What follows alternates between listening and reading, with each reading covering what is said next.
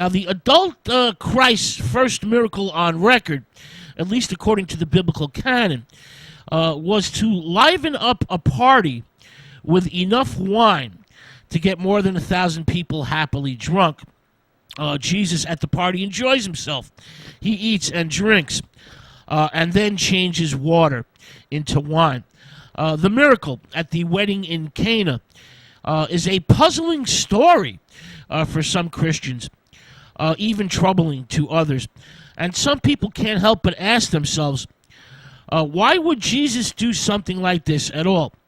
Now, the three synoptic Gospels, Matthew, Mark, and Luke, skip this incident entirely, but John's Gospel turns it into his lead miracle headline. Servants at a wedding banquet in Cana, for example, can't believe their eyes. 1 minute they're nervously serving the last of the guests' wine, the groom's wine, when suddenly, presto changeo, water into wine, and Christ becomes a winemaker. Thanks to Jesus, they're resupplied with a divine vintage. Cana was a village whose exact location has been lost to history. Cana means the place of reeds. And the ruins of a village that could be Cana may be hidden under a yet-to-be excavated mound overlooking a marshy plain full of reeds. First-century coins, for example, have been found at this location, which suggests a village site. Now, the area is known in Arabic as Kerbet Cana, which translates to ruin of Cana. It's just 9 miles from Nazareth. So who knows? We may have found the village of Cana. Now, in the gospel story, Mary is on the wedding guest list. Perhaps she was related to someone in the wedding or was close friends with somebody involved in the partying. We don't really know for sure.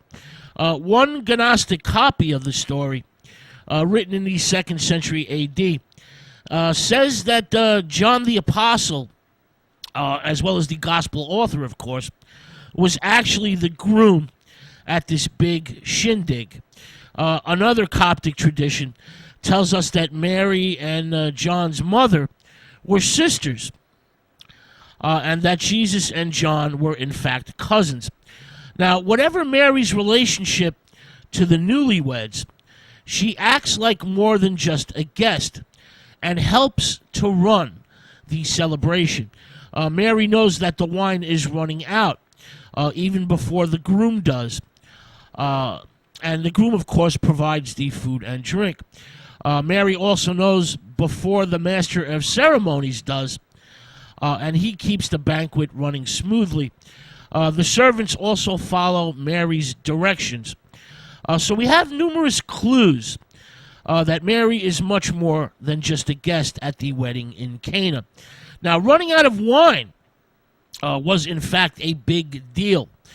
Family and friends had invested both time and money, and some may have traveled for days or even weeks to join the wedding celebration.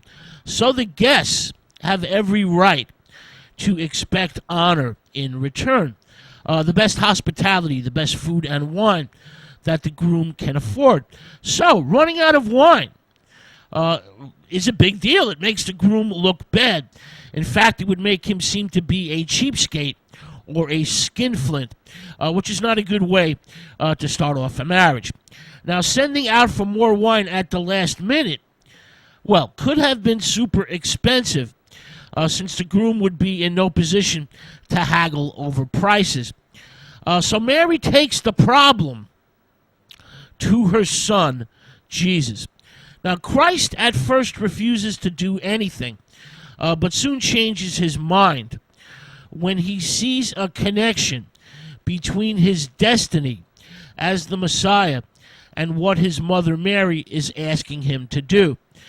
Turning water into wine marks Jesus as a miracle worker and thrusts him into the Jewish public's eye. This is a type of sign for the beginning of the Messiah's reign. This miracle winemaking starts the clock on the countdown to the cross. And Jewish religious leaders soon take notice of Jesus Christ. Christ gives directions to the servants to fill up 6 stone jars with water. Jewish households at the time usually kept big containers like this filled with water to wash away ritual defilement. Those stone containers are huge and hold up to 30 gallons each. Jesus then tells the servants to dip some out and take it to the master of ceremonies. Fine wine, not water, then pours into the cup. It's not the watered-down budget wine that was usually served late into the celebration. This wine is the best wine, a heavenly vintage. With Jesus Christ at the party, the best wine directly from heaven's vineyard is now served.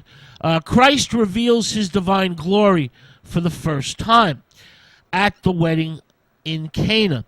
He shows that he has the Creator's power. Now let's get into healing the sick. Christ may have